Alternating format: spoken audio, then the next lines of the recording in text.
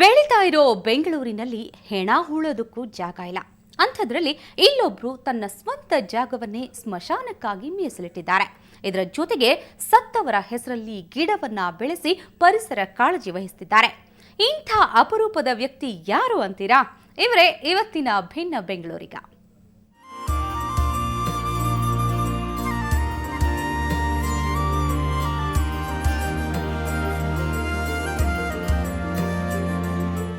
ಇಲ್ಲಿ ನಟಿ ಸೌಂದರ್ಯ ಬೇವಿನ ಮರವಾದ್ರೆ ಬಿವಿ ಕಾರಂತರು ಅರಳಿ ಮರವಾಗಿದ್ದಾರೆ. ಇನ್ನು ಹುತಾತ್ಮ ಯೋಧ ಉನ್ನಿಕೃಷ್ಣ ಹೊಂಗೆ ಮರವಾಗಿ ಬೆಳೆದು ನಿಂತಿದ್ದಾರೆ.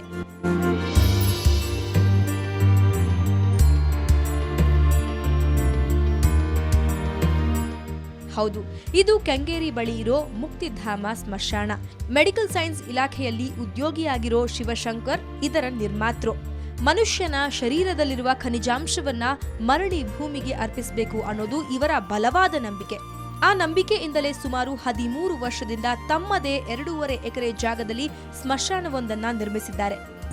ನಮ್ಮ ಹಿರಿಯರ ನೆನಪಿನ ರೂಪದಲ್ಲಾದರೂ, ಸೈನಿಕರ ರೂಪದಲ್ಲಾದರೂ, ಸಮಾಜಕ್ಕೆ ಉನ್ನತವಾದ ಸೇವೆ ಸಲ್ಲಿಸಿರ್ತಕ್ಕಂಥವ್ರ ನೆನಪಿನ ರೂಪದಲ್ಲಾದ್ರೂ ಒಂದು ಸ್ಮರಣಾರಣ್ಯಗಳನ್ನ ಈ ಸಮಾಜಕ್ಕೆ ಕೊಡಿ ಅಂತ ಕೇಳ್ಕೊಳ್ತಾ ಅದನ್ನು ನಾವಿಲ್ಲಿ ಸ್ಥಾಪನೆ ಮಾಡಿದ್ವಿ. ಹೆಣ ಹೂಳೋದಷ್ಟೇ ಅಲ್ಲ, ಹೂತ ಜಾಗದಲ್ಲೇ ಗಿಡವನ್ನ ನೆಟ್ಟು ಹಸಿರು ಕ್ರಾಂತಿ ಮಾಡ್ತಿದ್ದಾರೆ. ಬರೀ ಜನಸಾಮಾನ್ಯರಷ್ಟೇ ಅಲ್ಲ, ವೀರ ಮರಣವನ್ನ ಅಪ್ಪಿದ ಸೈನಿಕರು, ನಟ ನಟಿಯರು, ಕವಿಗಳ ಚಿತಾಭಸ್ಮವನ್ನ ತಂದು ಸ್ಮಶಾನದ ಜಾಗದಲ್ಲಿ ಹಾಕಿ ಗಿಡಗಳನ್ನ ಆ ಪ್ರದೇಶದಲ್ಲಿ ನೆಡಲಾಗಿದೆ.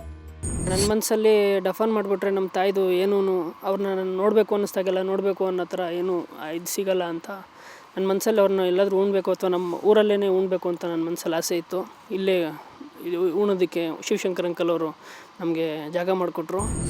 ಒಟ್ನಲ್ಲಿ ಸ್ಮಶಾನವನ್ನು ತೋಟದಂತೆ ಪೋಷಿಸುತ್ತಾ ಬರ್ತಿರೋ ಇವರ ಕಾರ್ಯವನ್ನು ಎಲ್ಲರೂ ಮೆಚ್ಚಲೇಬೇಕು. ಹುಟ್ಟು ಎಷ್ಟು ನಿಜನೋ ಸಾವು ಕೂಡ ಅಷ್ಟೇ ಖಚಿತ. ಹೌದು, ಈ ಸಾವಿನಲ್ಲೂ ಕೂಡ ಹಸಿರಿರಬೇಕು ಅನ್ನೋಂತಹ ಹೊಸ ಪ್ರಯತ್ನಕ್ಕೆ ಕೈ ಹಾಕಿರೋರು ಶಿವಶಂಕರ್ ಅವರು. ಸುಮಾರು 2.5 ಎಕರೆ ಜಾಗದಲ್ಲಿ ಸತ್ತವರ ಹೆಸರಿನಲ್ಲಿ ಹಲವಾರು ಗಿಡಗಳನ್ನು ಹಾಕ್ತಾ ಬಂದಿದ್ದಾರೆ. ಇದರಿಂದ ನಿಜವಾಗಿಯೂ ಸತ್ತವರು ಮತ್ತೆ ಹಸಿರಿನ ನಡುವೆ ಜೀವಂತವಾಗಿದ್ದಾರೆ ಅಂತಂದರೆ ತಪ್ಪಾಗಲಾರದು. ಬೆಂಗಳೂರಿನಿಂದ ಕ್ಯಾಮರಾ ಪರ್ಸನ್ ಕಿರಣ್ ಜೊತೆಗೆ ಮಮತಾ ಮರದಾಳ, ಸುವರ್ಣ ನ್ಯೂಸ್. ಬೆಂಗಳೂರಿನಲ್ಲಿ ಚೆಟ್ಟಿನಾಡ್ ಫುಡ್ ಫೆಸ್ಟ್ ನಡೀತಾ ಇದೆ. ರೇಸ್ ಕೋರ್ಸ್ ಪಕ್ಕದಲ್ಲಿರೋ 37 ಕ್ರೆಸೆಂಟ್ ಹೋಟೆಲ್ನಲ್ಲಿ ಫೆಬ್ರವರಿ 25ರಿಂದ ಆರಂಭವಾಗಿರೋ ಈ ಫೆಸ್ಟ್ ಮಾರ್ಚ್ 5ರವರೆಗೆ ನಡೆಯಲಿದೆ. ಆರಾಮಾಸ್ ಆಫ್ ಸೌತ್ಗೆ ನೀವೇನಾದರೂ ವಿಸಿಟ್ ಮಾಡಿದ್ರೆ ಜಬರ್ದಸ್ತ್ ಊಟ ಮಾಡಬಹುದು. Chettinad chicken fry, Chettinad mutton fry taste ಸಖತ್ತಾಗಿಯೇ ಇರುತ್ತೆ.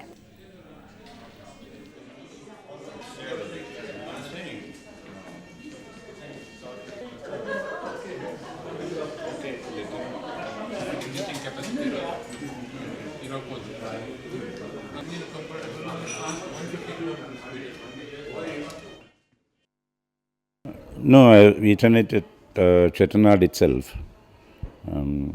Real Chettinad. I don't know whether you have gone there. In those areas I've eaten from the original areas, and it has so far not troubled my stomach. But I enjoyed eating.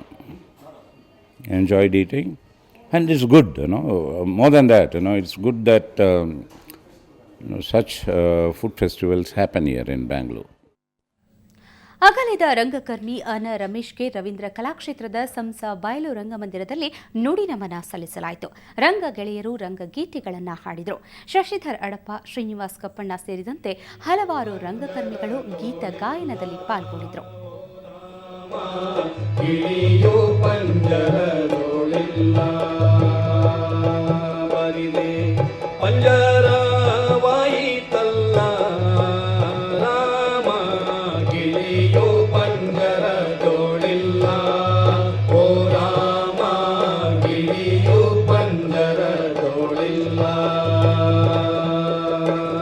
ಅಕ್ಕ ನಿನ್ನ ಮಾತ ಕೇಳಿ ಚಿಕ್ಕದೊಂದು ಗಿಳಿಯ ಸಾಕಿದೆ ರಮ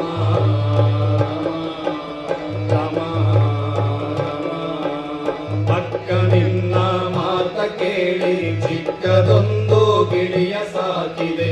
ಅಕ್ಕನಿಲ್ಲದ ವೇಳೆಯಲ್ಲಿ ಬೆಕ್ಕುಕೊಂಡು ಹೋಯಿತಲ್ಲೋ ರಾಮ.